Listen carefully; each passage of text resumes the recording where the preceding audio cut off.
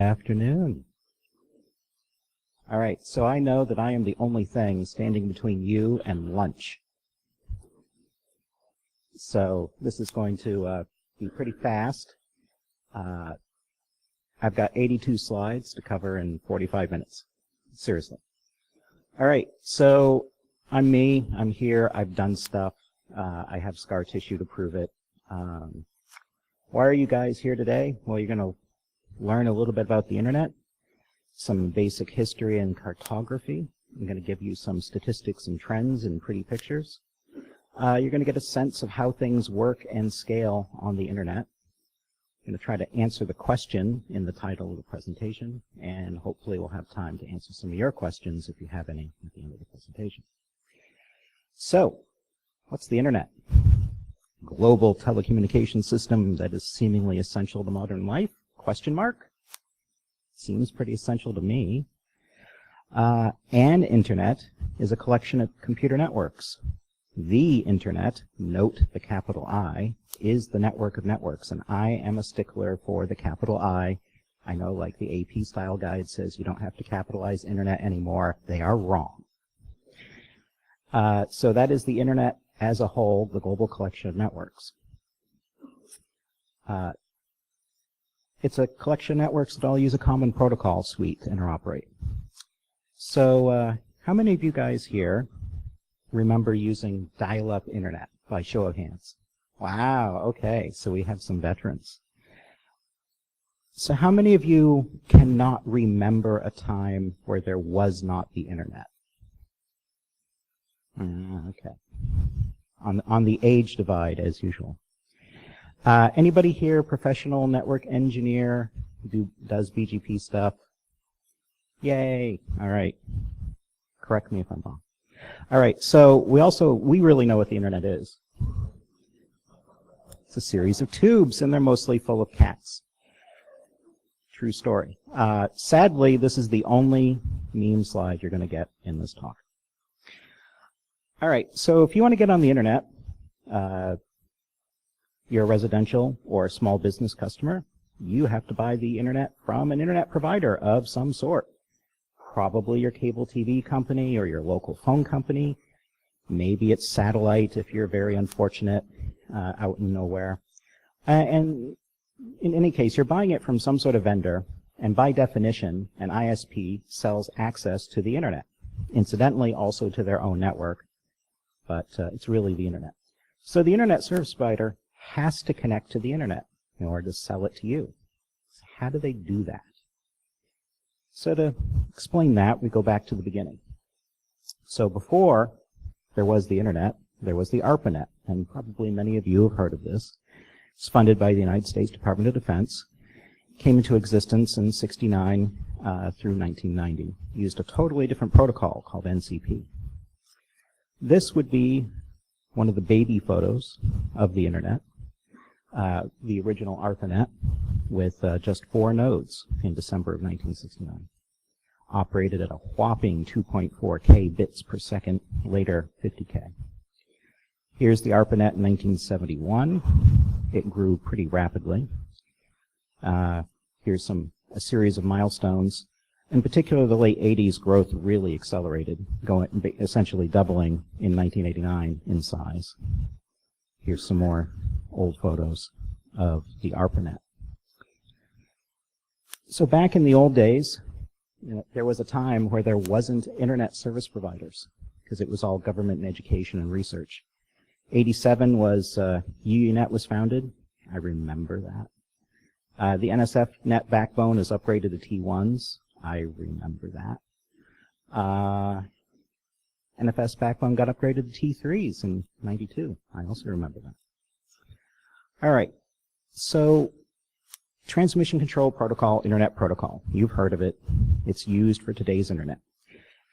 What you probably didn't know is that TCP/IP dates back to 1973 for the initial development of it. It's a long time.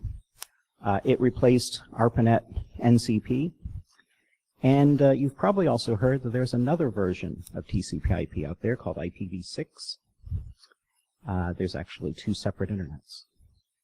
So You hear the term IP address. What is an IP address? It's basically just a unique identifier.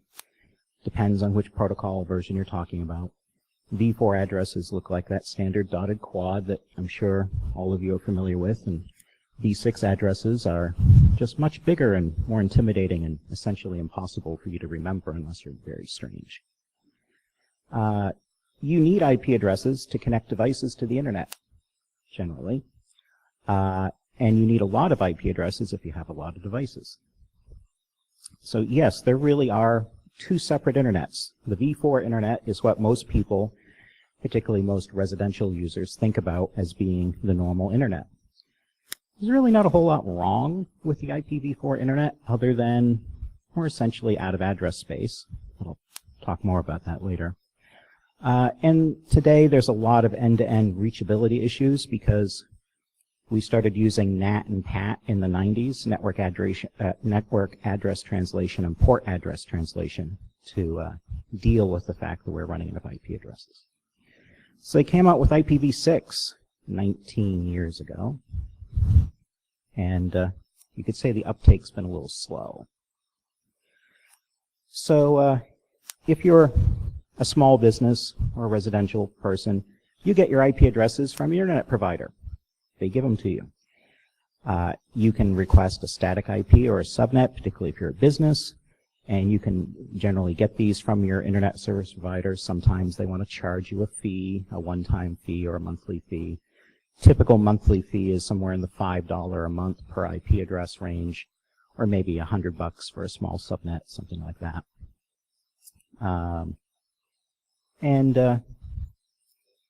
That's what you do if you're a residential small business. So again, IPv4 came out in '83 implementation. It's 32-bit addressing. It is in fact exhausted, as they say, meaning we ran out of IP addresses several years ago, officially. That doesn't mean that there aren't IP addresses, and we'll get to that. Some other things about IPv4, which I won't go into, but you should certainly research on your own if you have to deal with this, is there's a number of reserved blocks out there that are only for use for internal networks or for testing purposes. There's even address blocks reserved strictly for network documentation and diagrams for things like people who write books or do practice labs and so forth. IPv6, 1998, 128-bit addressing, extremely large, ludicrously large, essentially, supposedly, will never run out. Why do we need IPv6? Well, we primarily need it for the dreaded Internet of Things. We're going to have so many devices talking to so many things that they're all going to need IPs. So, address fees. So, you can get your own addresses if you're a business in particular, although I've certainly seen individuals actually purchase their own IP addresses. Here in the United States, we get them from ARIN, the American Registry of Internet Numbers. And there's a fee, an annual fee, associated with them. For a small block, it's, you know, $250 a year. Goes up from there, becomes pretty large. There's other regional internet registries like RIPE and APNIC and others where you can get IPs. There's a lot of IPv6 addresses. You can get as many IPv6 addresses as you want, essentially no problem at all. IPv4 is where the issue is currently. Depending on which area of the world you live in or which agreement you signed from which registry operator, address blocks can be legally owned and treated as property, except in the US with ARIN. If you've signed their recent agreements, then essentially you're just licensing the IP blocks. There is, in fact, a special marketplace now where you can buy and sell IP blocks today. So right now in the market, if you can prove justification that you need a /24, which is 255 IPv4 addresses, that's essentially the minimum that any small to medium business would want to purchase in terms of internet routing. That cost is about $5,000 on the market, all fees included, roughly, these days. The cost is going up. The smaller the transactions, the higher the fees. And people believe we haven't actually seen the top of the market yet. There's folks I know with blocks of IPs that are waiting for the prices to go up before they sell them. So IPv6. So if you have a smartphone, more than likely, if you're on AT&T or Verizon, two of the larger national carriers, your smartphone, when it's operating on cellular, you only have an IPv6 address. They do not give you an IPv4 address because they don't have enough of them. So they use translation mechanisms like NAT64 to allow you to reach the v4 internet from the v6 internet. People are still lagging on IPv6 implementation, even though it's been on by default in Windows Vista and Server 2008. And I think all of you should be aware that if you're not specifically configuring IPv6, it's probably still enabled and it's gone into auto-config mode, and you have an interesting set of vulnerabilities and risk exposure that I won't go into in this talk because you're not managing your IPv6. And it was optional in XP and Server 2003. So again, IPv6 adoption is going slowly, but it's accelerating. Google now says it's roughly 14% of all of their traffic. You can see that graph has, things have improved quite a bit in the last 5 years. Akamai has this information published from various sources of IPv6 traffic to their servers, and you can see that some of the large carriers like T-Mobile, most of the traffic they see from those networks are all IPv6, and that's because of mobile devices, primarily. All right, so you have IP addresses. What do you do with your addresses? Well, they have to be routed. And routing is just the act of connecting different IP subnets together to form a larger network or an internet or the internet. And the routers are the device that do that. Typically, you'd buy them from companies like Cisco or Juniper. These days, you can run software stacks on commodity hardware. There's all sorts of open source BGP implementations. Some of them are quite good. Depending on your needs, you can spend $500, you can spend $500,000. Seriously. And you say, why is there such a wide range in that price tag? Well, it comes down to how much traffic are you putting through that router? Are you talking about a router that will handle a 100 megabit connection, or a router that's going to handle, 4 terabits? How redundant is that piece of equipment? How many fan trays? How many power supplies? So on and so forth. Makes a big difference. It also depends on, which teal-colored vendor you're purchasing the equipment from. Same thing with firewalls, and again, this is basic for most of you guys. Firewall is just a specialized device that controls access between 2 or more separate IP networks, sometimes including routing. And primarily, firewall is there to implement some sort of policy, some sort of administrative policy, where you're trying to deny some sort of traffic or monitor some sort of traffic or otherwise control that traffic. Maybe you're trying to QoS it. Maybe you have IP phones and you want to make sure that that traffic goes first on the network. Very often the firewall is doing some sort of NAT and PAT due to v4 limited addresses. And again, there's a variety of vendors out there ranging from small home, small office to large enterprise. And again, you can spend as much as you want, essentially, on a firewall. As I will tell most small to medium businesses that if they're purchasing all of their equipment at Staples, you're doing it wrong. You need to buy something bigger. All right.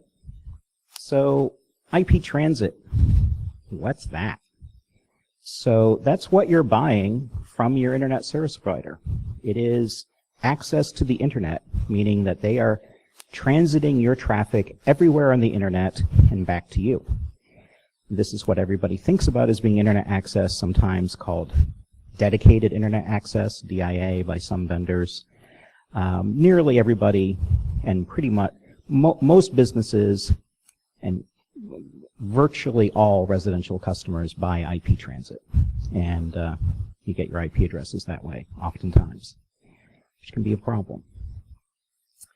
So if you're going to be on the internet, and you're going to be routing on the internet, you need an autonomous system number, which is essentially just a unique identifier for your organization on the internet under a common control and management policy. Every network operator has to have an ASN. Now, a lot of folks don't have an ASN. Even reasonably large businesses don't have ASNs, meaning that they're actually using their internet provider's ASN. You can get an ASN pretty easily. It's just some paperwork to fill out, $550 one-time fee, $250 annual fee. So if you don't have an autonomous system number, again, you're using your internet provider. They are routing your traffic to you. So here's a selection of some fairly common AS numbers. And for network engineers, particularly folks that deal with the internet all day, this is like reading the matrix. I can actually look at sometimes PCAPs and certainly BGP information, and I am more easily able to identify where the traffic is going based on the AS number than by name. So, Microsoft is 8075, Apple's 714, so forth and so on. Even the SANS Institute has their own AS number for their corporate office. So what do you do with an AS number? Well, there's this routing protocol called Border Gateway Protocol, which is what all these routers are running to exchange information, basically tell each other about all these different routes and where they are. If you are not running BGP and you don't have an AS, you're not a network operator in internet terms. You are what's called a customer or an end user. And I've seen over the years a lot of, say, web hosting operations or even some data centers, hosting companies that say, oh, yes, we have this excellent internet connectivity and we have such amazing connections and so forth, and then you actually find out that they don't even run BGP themselves, and it's just a service that they're buying from AT&T or Level 3 or something like that. So they're not actually operating their own network. They're buying that network from somebody else. It's more and more common for large enterprises and certainly nearly all institutions, which includes a lot of hospitals and educational institutions, to be running BGP themselves and establish multiple internet and peering connections for redundancy and performance and lower cost. So BGP routing has grown over the years. This is 28 years of growth of the IPv4 routing table. As with most graphs associated with the internet, it goes up and to the right at a 45-degree angle. And that's pretty much most internet graphs at a certain scale.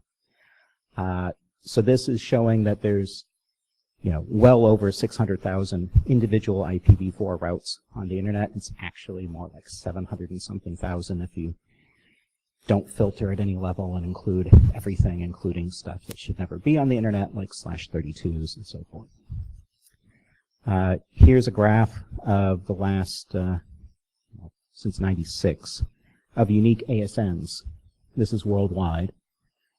So there's over 55,000 entities worldwide that are participating in the internet. And that entity can range in size from literally a single person who's probably a network engineer of too much time on his hands, who sets something up for himself at his house. I have seen this. I have not done this, but I've seen it done. And that, again, it's schools, educational institutions, nonprofits, internet providers, carriers, content providers, hosting companies, so forth and so on, banks, hospitals, enterprises of all sorts. But there's only 55,000 of them worldwide. I do have to mention BGP has security issues. There are a lot of good papers and a lot of good talks about the security implications of BGP. This is not one of them. We've got transitive trust issues. There's no real chain of authority to validate address announcements. And one thing that used to happen quite a lot, happens a little bit less now, is that bad guys can hijack allocated addresses that aren't being used and start announcing them themselves, typically in Russia or somewhere in Asia, where people aren't really paying that much attention. And then they're able to use that set of address blocks to either send spam or run a command and control network or whatever sort of nefarious purpose. And then when they're done, they just stop announcing it. And sometimes it's difficult to actually find out where that was coming from and who it was coming from.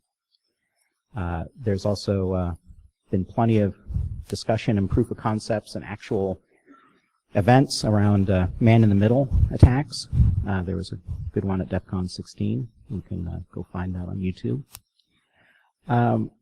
So here's one example of a BGP incident that occurred back in 2004. And a lot of BGP issues are actually all because of the humans. It really is, unfortunately. There are more and more networks getting automated provisioning and DevOps-style network approaches, but very often when there is an issue, it's because of a human that fat-fingered something, typoed something, had an incomplete config, so forth. So December 24th, 2004, this Turkish ISP TTNet made a misconfiguration. They basically said, I'm the best way to get to the internet for most of the internet. And one of their upstreams, Telecom Italia, said, okay, and just started passing along that information. So as a result, large sections of the internet were unreachable for several hours that morning until fixed by humans. And there's a whole write-up on that incident. And that's just one incident out of many, many incidents over the years. We have less and less real catastrophic incidents, at least it seems to me in the last 5 years. But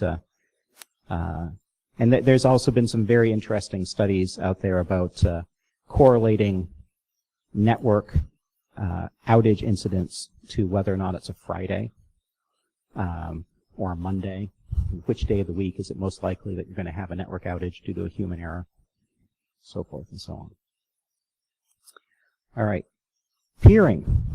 What's that? Peering is when you have two autonomous systems, two ASNs, that agree to connect somewhere, mutually agreeable place, with some sort of technology and some sort of speed for the purpose of exchanging BGP routes with each other.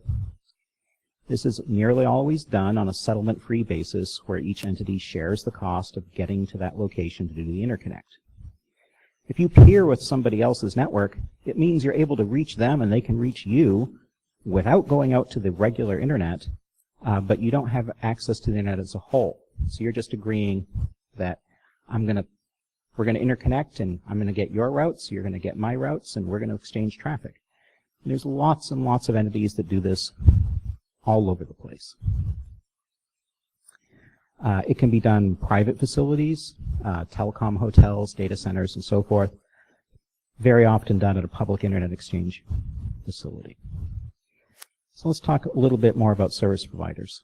So historically, different telecom carriers represented themselves as being a tier 1 carrier or maybe a tier 2 carrier or a tier 3 carrier. It was supposed to be some sort of proxy for how good they were. In reality, it was mostly just marketing, as most things are, particularly in the carrier world. So a tier 1 is, they are the national, international backbone operators. That they don't pay anybody else for IP transit. And this is really the only thing that really determines what a tier 1 is. So there really is this club of carriers worldwide that they don't pay anyone. Now, that doesn't mean they don't have costs. They have tons of costs. They have all kinds of facilities to operate. They have staff. They have electric bills, fiber, all that stuff. But they're not writing a check every month to an upstream internet provider. And this is mostly due to their size, although in a lot of cases it's due to historical purposes. It's things that happened in the 80s and 90s leading to today. So here's an example of Some of these carriers that are considered to be tier 1 because they don't pay anybody else, so AT&T, CenturyLink, Cogent, Level 3, Sprint, Telecom Italia, Zayo, Verizon Enterprise, and others. And there's even more if you really start going into the international side of things. So the tier 1s, they've been called a cabal. They work very hard to create barriers of entry to prevent anybody else from becoming a tier 1 because they want to get your money. So they set up things such as, you must peer with us on 5 continents. You must connect to us at 7 different locations. You must meet a minimum traffic volume of X gigabit per second, so forth and so on. My main point is that buying internet connectivity from a tier 1 carrier does not necessarily guarantee you good connectivity to everywhere on the internet, because the internet's a big place. Then you have tier 2 carriers, which are typically large internet providers that have multiple peering arrangements with multiple other providers, or ASNs, but they still have to buy IP transit from somebody, some number of tier 1s, to reach the rest of the internet that they don't peer with directly. A lot of these tier 1 operators are actually way smaller than the tier 2 operators, but the tier 2 operators just haven't been able to break into the cabal yet to stop having to pay the bill. 2 carriers, Hurricane Electric and PCCW, are examples of tier 2s that are quite large, bigger than most of the tier 1s. Hurricane Electric's one of my favorite providers. So tier 2s often have better connectivity than tier 1s because their strategy is generally, we want to peer with everybody. We want to be everywhere, connect with everyone. We want direct access to as many networks as possible because then they don't have to buy as much in terms of transit. Tier 3 ISPs tend to be more rural and local. This would be the minimum viable product sort of ISP.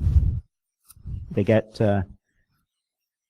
2 internet connections, usually from 2 different vendors, hopefully, although I've often seen like a small rural telephone company, they'll buy 2 connections from AT&T, and they say, yeah, we're good. We have 2 connections, and we're good to go. So in the past, tier 3s would buy from tier 1s. They'd order circuits, usually from a great distance, lots of cost there, and hopefully things were diverse. So you want to get on the internet. So if you're a small business, or residential, you order it from your ISP. You negotiate over a price. Usually it's more expensive than you want for the speed that you want. They deliver it to you. They give you an IPv4 address. Maybe it's just a dynamic one. Ideally, they're also giving you V6. And you get yourself some sort of firewall, and hey, you're in business. But if you want to be a little bit more advanced, you get yourself at least one IP transit circuit with an ISP. You get your own IPv4 and ideally V6 address space, either from your ISP or really you should buy it or get it from a registrar somewhere. Get your own ASN and get yourself a router that is capable of running BGP, or set up something open source and do all that work. So why would you want to go through all of that work? Why? I mean, there's got to be a reason, right? So if you have your own ASN and your own IP space, it means you are directly participating in the internet. You're not going to have interference from an upstream ISP that might be, some ISPs, particularly residential ones, are becoming fairly evil. They're injecting advertising, they're collecting data, they're engaging in non-neutral services, and they're certainly looking very much forward to new changes at the FCC to get rid of net neutrality. But if you have your own ASN and your own IP space, you can avoid vendor lock-in. You can add and remove internet providers pretty easily. You can use shorter-term contracts because you have your own IPs. You renumber into that once. You don't have to do it ever again. I have seen so many organizations, banks and hospitals and others, that continued to keep a 7-year-old circuit from a carrier they didn't even like because, oh, well, it's too much work to renumber, or they don't think they can renumber, So they continue to pay really inflated prices just because it's tied to that IP address space. If you have your own ASN in your own IP space, you can join an internet exchange, or you can peer privately with others. So again, why would you want to do this other than makes things better, faster, more resilient? Well, the big reason is cost. Here's, roughly 20 years worth of wholesale IP transit costs. I can certainly remember paying well in excess of $1,200 a megabit. Today, like literally 2017, there are commercial offerings out there that are at the sub 25 cents per megabit level. Now, that's not bringing it to your building. That's a port in a data center or some sort of facility that you have to go to. That's what all of these prices are. But by becoming part of the BGP ecosystem and playing in that world, you can buy wholesale, and the costs are just night and day. Again, you're going to have to get it back to your facility somehow. You'll have to contract with a carrier, or maybe you can lease some dark fiber from somebody. Depends on who you are. So in the old days, this is what the internet looked like. You had the folks at the top with names that were mostly telephone companies, Sprint and MCI and so forth. There were some regional access providers, and then your local ISPs all paid them, and then the customer is connected to them. In the old days, we are talking about legacy telco infrastructure speeds, N by T1 level service, DS3 service, things that are arcane that some of you have never heard of, like frame relay and asynchronous transfer mode. This is like the Elder Scrolls here. Then there was later technology, SONET systems, starting at OC3 and then going all the way up to OC192. Ethernet, 100 meg. Remember when fast Ethernet came out? Man, that was awesome. No more vampire taps. A couple of you got that reference. All right. Then we had gigabit Ethernet. You realize we've had gigabit Ethernet since 1998? And 10 gig since 2002, and even 100 gig is almost 10 years old now, even though a lot of folks still have never deployed it because it's super expensive. So today, the internet backbone, well, doesn't really exist. There isn't really a single backbone anymore. There's multiple backbones, multiple providers. It's really much more of a mesh. And it's highly distributed. There's still some physical locations where things are dense. In particular, certain cities, certain buildings in certain cities. There's certain infrastructure locations in certain cities that absolutely would be a problem if they were attacked by terrorists, as an example. Technology today, primarily the internet is held together with 10 gig and 100 gig links. 200 and 400 are right now. People are starting to deploy that today.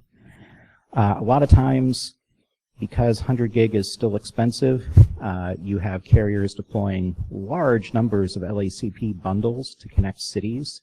I've heard stories about certain large cable operators having, 30 10 gig links lagged together in a single link to get as much capacity as they needed.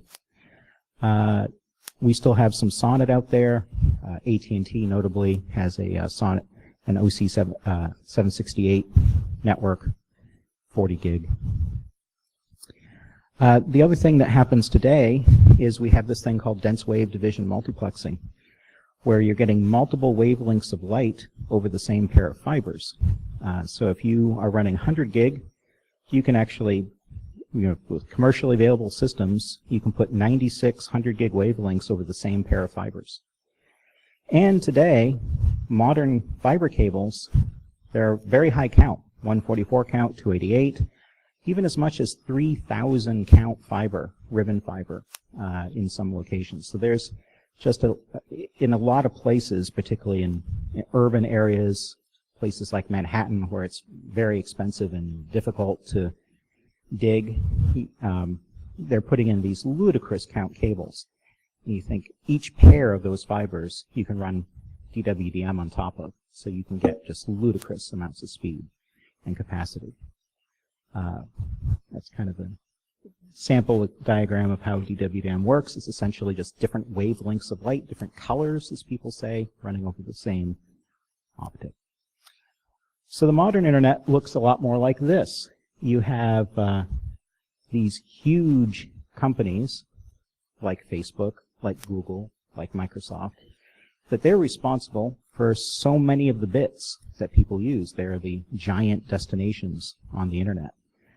And increasingly, particularly with companies like Akamai or Netflix, they're pushing the delivery of those bits closer and closer and closer to the customer, closer to the edge.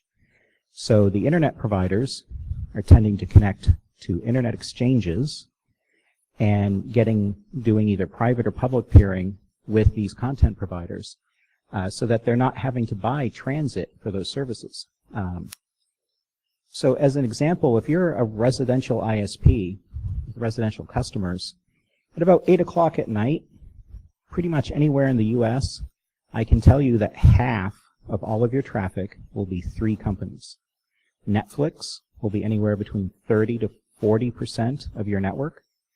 And then you have Akamai and Google, which includes YouTube. Just those 3 companies will literally be half of all of your utilization in the evening.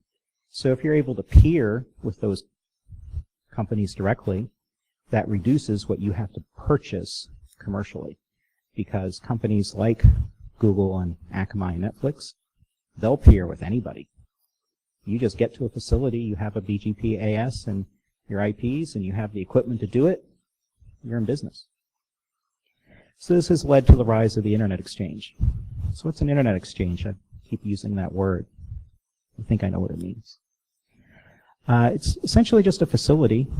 In reality, in a lot of cases, it's really just a switch fabric in a particular place that you can gain access to, usually for a low membership fee. There's some commercial facilities. A lot of them are actually run by nonprofits.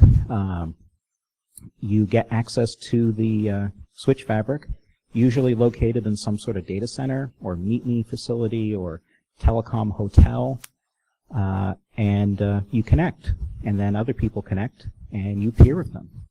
So again, the content delivery networks these days, they're placing physical hardware. Some companies like Cloudflare and Fastly and others, they're purchasing racks and racks and racks and putting in all sorts of disk and space and compute to serve up content so that it's less expensive for them. They don't have to haul it as far. It's also higher performance. It's lower latency. It's closer to the customer. So Internet exchanges, PeeringDB, which is a wonderful resource. They list 542 IXPs worldwide. It's essentially a database of all the hotels, data centers, other facilities. And so today, IXPs are really one of the primary ways the network operators exchange traffic. They also do some private peering. There's a lot of exchanges that are carrying in excess of 1 terabit of traffic per second every night. Some are carrying more than 5 terabits. Peering on the internet often gets political. Some providers just won't peer with each other for various business reasons, sometimes personal reasons. I literally know of situations where very large companies don't do business with each other because of a personal animosity between 2 different employees.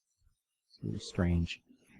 As an example, Cogent refuses to peer with Hurricane Electric for IPv6.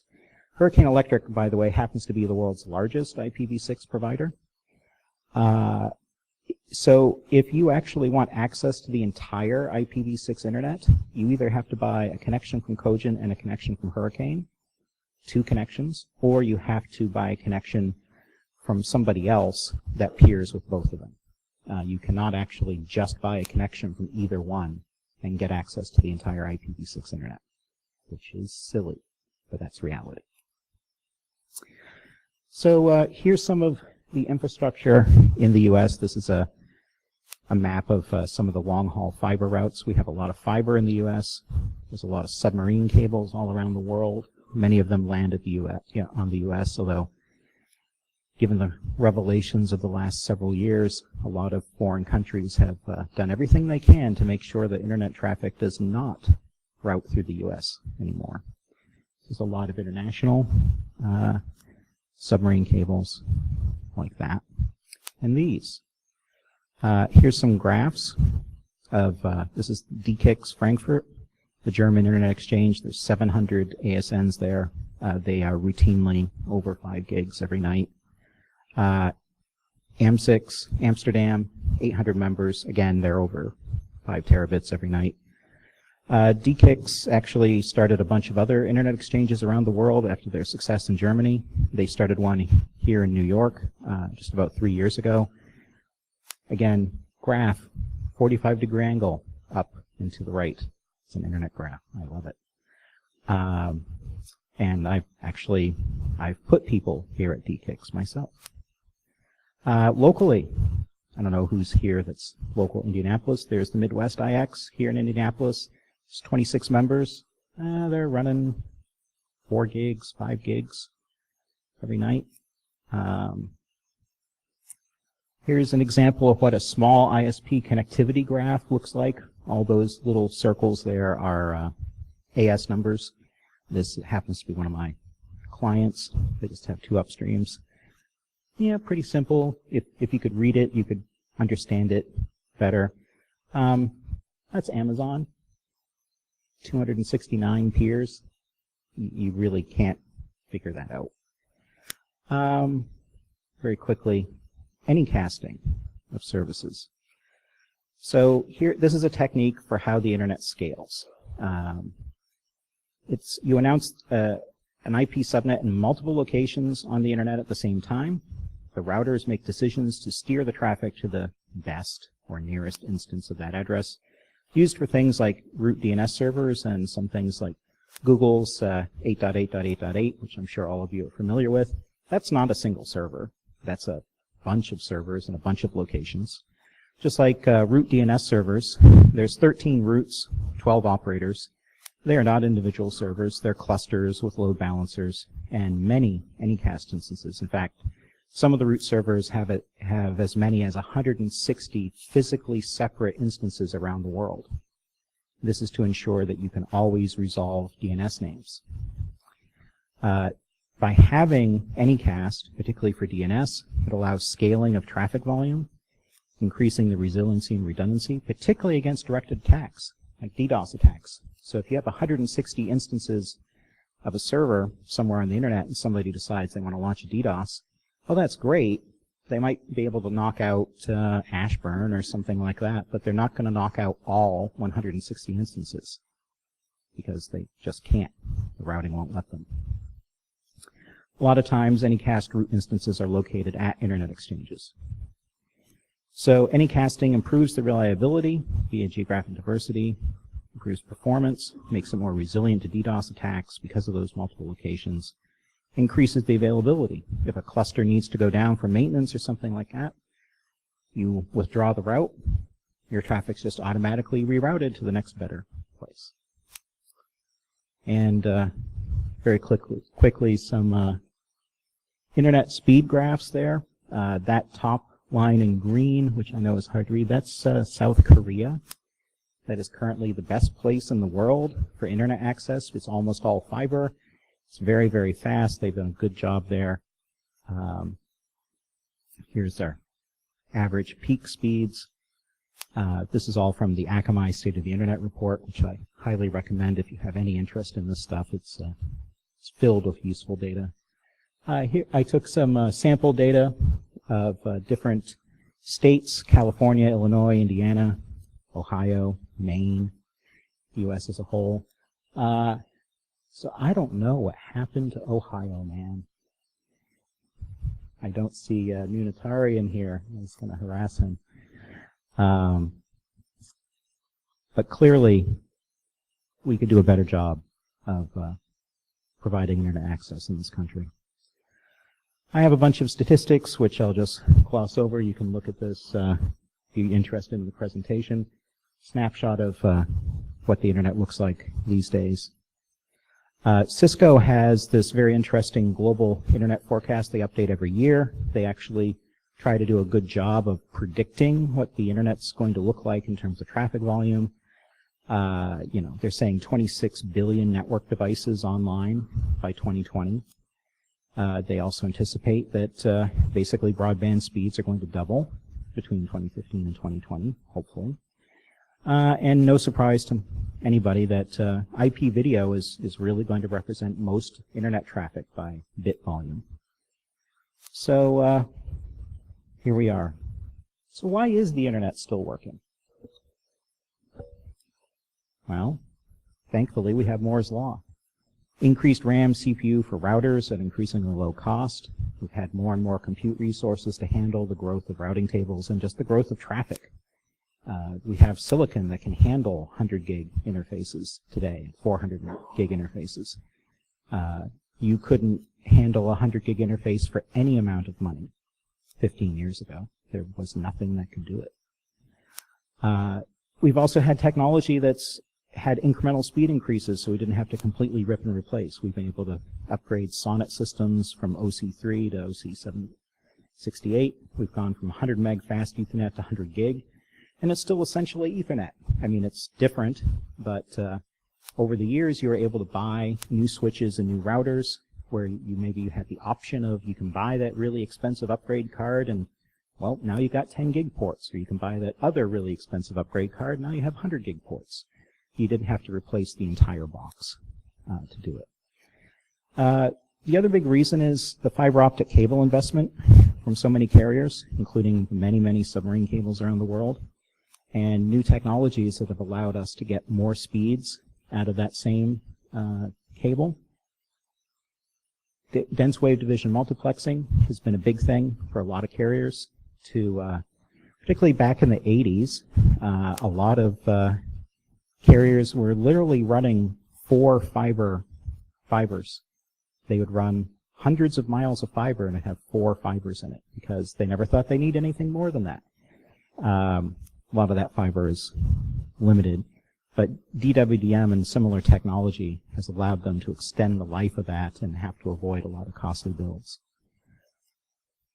The decentralization of services and content because of things like Anycast, scalable root DNS infrastructure, internet exchanges providing local access, and really the build-out of data centers worldwide by CDNs. I think Facebook has something like 14 data centers worldwide. Google probably has a similar number. And these are not small facilities. They are enormous facilities with lots of resources. By having those worldwide facilities, they can continue to scale out the internet with geographic load distribution. But really, the number one reason I think the internet continues to work is because of the humans. We will it to continue to operate. There's the Internet Engineering Task Force and various network operator groups like NANOG, which are mostly comprised of passionate volunteers, very much like the open source world.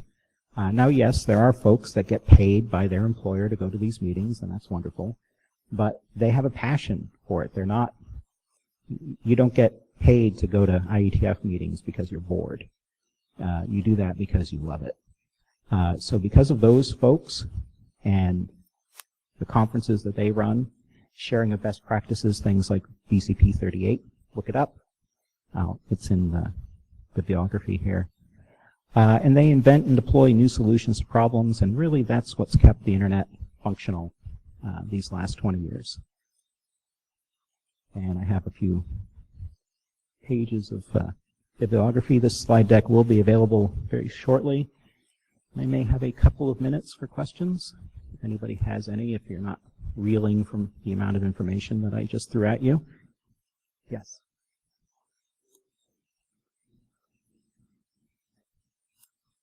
Yes. So the question was, have I heard of the phrase of Amazon is the hard drive of the internet? Yeah, there's, even this year we've seen some US East 1 outages for various reasons. It seems like US East 1 has some sort of an outage at least once a year. Yeah, there's a lot of infrastructure that depends on that. I know that some of that is because there are some things that if you don't specify a region when you go to create certain objects, it defaults to that region, which is probably bad. I think a lot of companies, there's a lot of startups that are 100% virtual. They're in the cloud. And that's great. The cloud can give you all sorts of savings and reduce staff and reduce capital expense. But again, it's somebody else's computer. If your business depends on it, maybe you want to have another location. Maybe you want to at least be in a different region if you're on AWS. Or hopefully maybe you buy services from some other provider in another geographic location and you practice alternating back and forth. And you do all the work necessary to get your operation to the point that you can run out of either instance seamlessly. That's what the real guys are doing. Yes.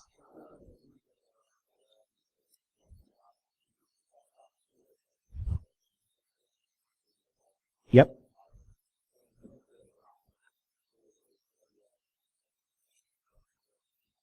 Yes.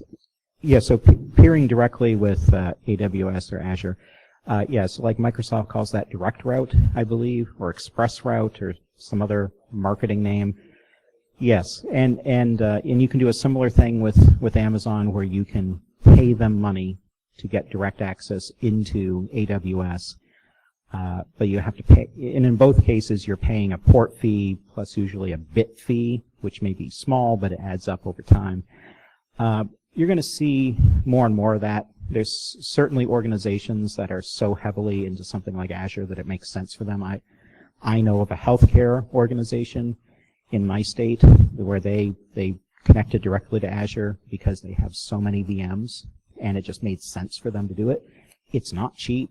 They're paying way more money than they would pay for transit. They're paying something like 10 grand a month just for that connection.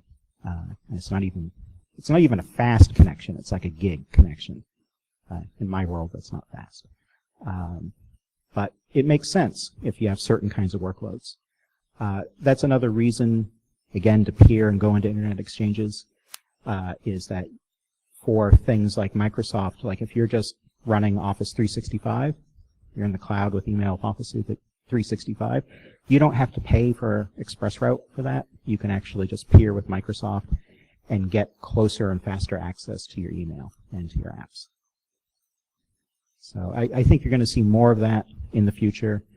There's also another thing happening with some of these internet exchanges, particularly the multi-country ones, where, like at DKIX, you can peer in New York, and then for a small additional fee, they will transport you on a VLAN over to Frankfurt.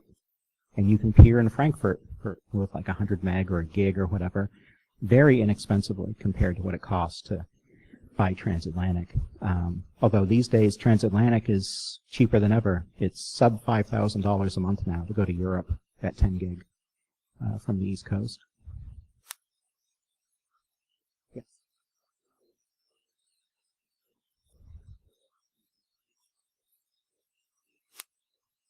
So that's those are the nighttime graphs. The internet is very cyclical, and you can actually see. I can actually look at. Like this graph here. That's over time. That's over a period of years, and that particular graph would reflect more entities coming and going, or some seasonal variations. There certainly are seasonal variations in traffic. But if you look at like a one-day graph, like this right here, this is all they made available at Midwest IX. Obviously, 2 a.m., 4 a.m., there's lower traffic because, well, most rational people are asleep at 4 a.m. But there's always something running. There's automated processes, there's backups, there's sync services like Carbonite, and all those sort of backup to the cloud, that consumes a lot of bandwidth in the background. 5